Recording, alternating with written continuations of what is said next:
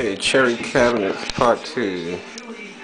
Continue from where the refrigerator will go over to the cabinet that was right here, like a pantry cabinet with the pull-out drawers.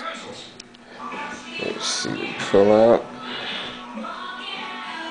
and a upper cabinet. No broom space, but oh well. Alright, take a quick overview of it one more time. Coming from this way, it's the red door that was painted red to match the cabinets. Coming into the kitchen there. Get a look from the other side. Coming this way. And a quick view from the opposite angle, coming from the backyard window over to the cabinets on this side. Came out pretty nice. Matches the floor as well.